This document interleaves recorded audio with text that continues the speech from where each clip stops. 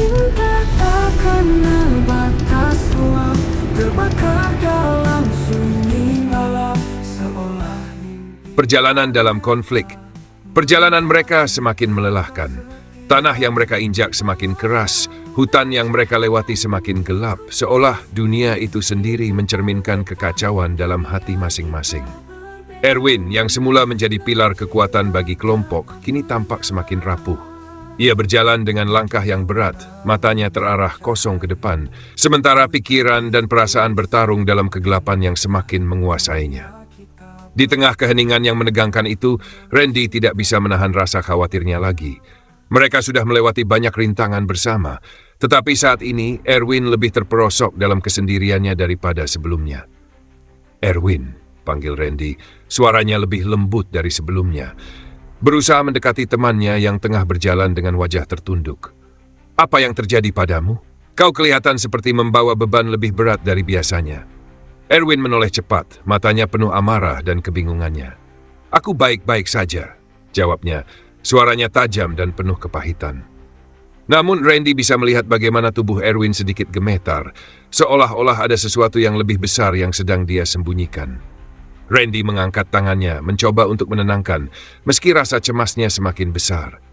"Aku tidak ingin kau merasa sendirian, Win. Kita sudah melalui banyak hal bersama. Kau tahu, apapun yang kau hadapi sekarang, kita bisa selesaikan bersama."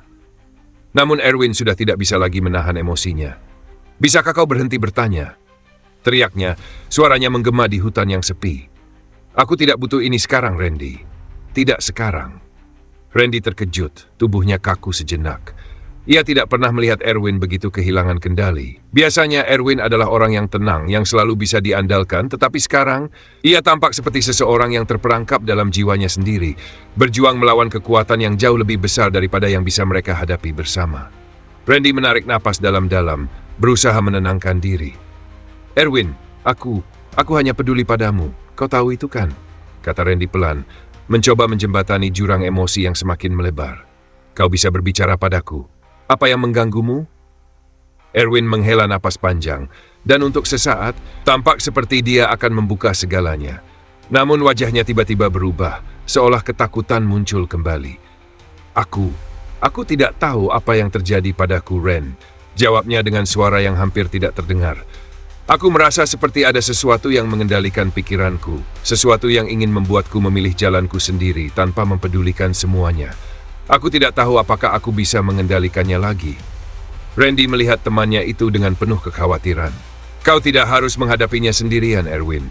Aku di sini, Salsa di sini, Liana juga. Kita semua ada di sini untukmu." Namun, jawaban Erwin hanya senyap. Ia kembali memalingkan wajahnya ke depan, seakan menghindari kenyataan yang semakin menekan. Randy tahu, meski ia berbicara tentang dukungan, ada hal yang lebih besar sedang melawan Erwin di dalam dirinya. Hal yang bukan hanya bisa diselesaikan dengan kata-kata. Pada saat itu, Salsa yang sejak tadi mengawasi dari kejauhan, akhirnya menghampiri mereka. Wajahnya menunjukkan ketegangan yang sama. "Apa yang terjadi, Erwin?" tanyanya langsung menuju inti masalah. Erwin hanya menggeleng lemah, menatap ke tanah. Aku merasa seperti aku kehilangan kendali atas segalanya. Dan aku takut, Salsa. Takut akan memilih jalan yang salah." Salsa menghela napas panjang, berjalan lebih dekat dan berdiri di sebelah Randy. "Kita semua merasa itu, Erwin," jawabnya. "Kita semua sedang berjuang. Tapi itu bukan alasan untuk menyerah. Kita berjuang untuk dua dunia ini. Dan aku tahu kau tidak akan pernah menyerah begitu saja." Randy menambahkan dengan serius, "Kau masih bisa memilih untuk kembali. Kami akan membantumu. Jangan biarkan gelap itu menguasaimu." Ada keheningan panjang yang menegangkan. Erwin yang terus terperosok dalam dilema batinnya memandang mereka satu persatu. Ia tahu mereka benar, mereka tidak akan membiarkannya jatuh sendiri. Namun suara gelap itu, godaan itu masih bergema di benaknya. Suara yang mengatakan bahwa ia bisa mengambil kekuatan itu, bahwa ia bisa mengakhiri semua keraguan dan rasa sakit dengan satu pilihan. Namun, hati Erwin terasa semakin berat. "Aku takut, Salsa." "Randy," katanya perlahan, suaranya penuh keputusasaan. "Aku takut jika aku memilih untuk tetap bersama kalian, aku akan menghancurkan semuanya." Salsa menatapnya tajam. "Jangan lupakan kita, Erwin. Jangan biarkan ketakutanmu membuatmu melupakan apa yang benar-benar penting. Kami di sini bukan hanya untuk bertarung, kami di sini untukmu." "Liana," yang tiba-tiba muncul di belakang mereka, berjalan perlahan mendekati Erwin. Ia menatapnya dengan tatapan penuh harap, namun ada kesedihan yang jelas terlihat di matanya. "Erwin, aku tahu ini tidak mudah," katanya dengan suara lembut. "Tapi aku ingin kau tahu, apapun yang terjadi, aku akan selalu ada di sini untukmu." Erwin menatap Liana, dan untuk pertama kalinya dalam beberapa waktu, ada secercah harapan yang menyinari hatinya. Dia tahu bahwa jalan yang akan dia pilih bukan hanya tentang dirinya sendiri. Ini tentang dunia yang dia cinta, tentang orang-orang yang sudah berjuang bersamanya sampai titik ini. Aku akan berjuang," ujar Erwin akhirnya, suaranya penuh tekad yang baru. "Aku akan berjuang, tidak hanya untuk diriku, tetapi untuk kita semua, untuk dunia ini." Salsa dan Randy saling berpandangan, kemudian tersenyum. "Itu yang kami inginkan, Erwin," kata Salsa, suaranya penuh pengertian. "Kau tidak akan sendirian, kami akan berjuang bersama." Mereka melanjutkan perjalanan dengan langkah yang lebih pasti, meskipun suasana hati setiap anggota kelompok masih terganggu. Erwin berjalan di depan, lebih tegap daripada sebelumnya, tetapi ada kegelapan yang masih mengintai di balik matanya. Salsa dan Randy saling berpandangan dengan penuh kekhawatiran, sementara Liana tetap di belakang, merasakan beban yang tak terucapkan di hati Erwin. Tiba-tiba, suara gemuruh terdengar dari kejauhan, menggetarkan tanah di bawah kaki mereka. Keheningan seketika pecah, digantikan oleh suara-suara aneh yang mulai bergema di udara. Seolah dunia itu sendiri sedang bergetar, mengingatkan mereka bahwa bahaya masih ada di setiap sudut. "Apa itu?" tanya Randy, melangkah lebih hati-hati sambil memegang pedangnya. "Suara gemuruh datang dari arah depan," jawab Salsa dengan penuh kewaspadaan, matanya berkeliling mencari jejak musuh. "Kita harus berhati-hati, sesuatu yang besar sedang mendekat." Erwin mempercepat langkahnya, meskipun keraguan masih mengganggu pikirannya. "Kita tidak bisa mundur sekarang, kita harus melawan, apapun yang datang." Liana meraih lengan Erwin, menahannya sejenak. "Erwin, apakah kau yakin?" tanyanya, suaranya penuh kekhawatiran. "Kita tidak tahu apa yang akan kita hadapi. Mungkin ada cara lain untuk menghadapinya." "Sudah terlambat untuk mundur," jawab Erwin dengan tatapan tajam. "Kita harus terus maju." Mereka berjalan semakin jauh, dan tiba-tiba langit di atas mereka berubah menjadi hitam pekat, seolah dunia itu sendiri terbelah. Dari celah-celah kegelapan muncul makhluk-makhluk raksasa, lebih menakutkan dari apapun yang pernah mereka hadapi. Mata mereka bersinar merah menyala, tubuh mereka diliputi bayangan hitam yang berputar-putar. "Musuh," bisik Salsa, matanya terfokus pada makhluk yang semakin mendekat. "Kita harus bertahan." Erwin menarik pedangnya, menggenggam erat. "Siapkan dirimu," teriaknya, memberi perintah kepada semua orang untuk bersiap. Namun sebelum mereka sempat bersiap sepenuhnya, makhluk pertama menerjang ke arah mereka dengan kecepatan luar biasa. Salsa segera melompat ke depan, menangkis serangan dengan pedangnya, tetapi getaran hebat membuatnya terhuyung mundur. "Awas, mereka lebih kuat dari yang kita kira," serunya, sambil menahan serangan berikutnya.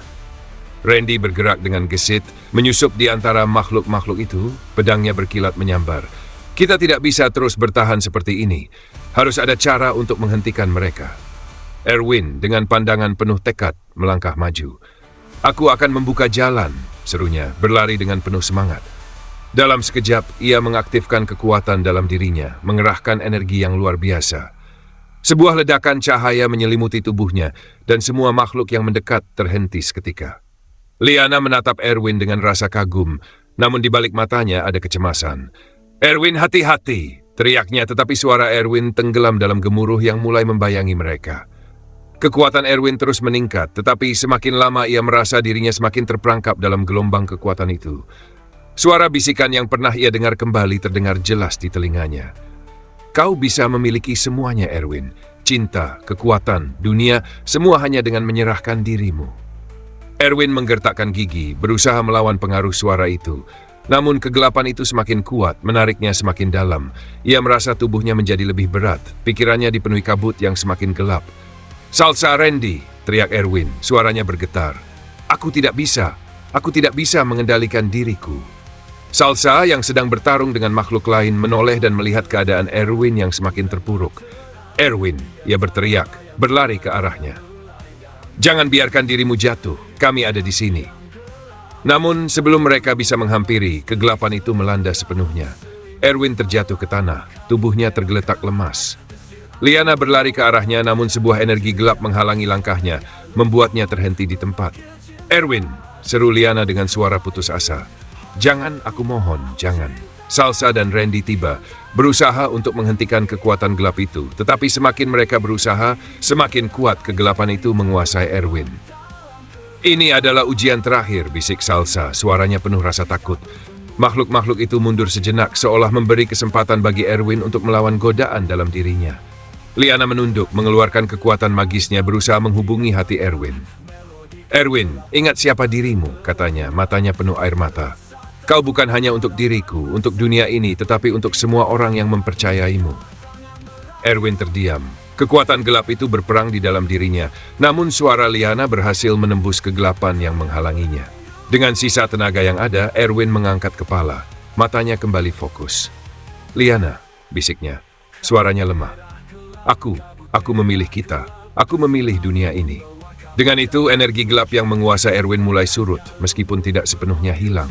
Erwin terengah-engah, kelelahan dan masih terhimpit oleh tekanan kekuatan jahat.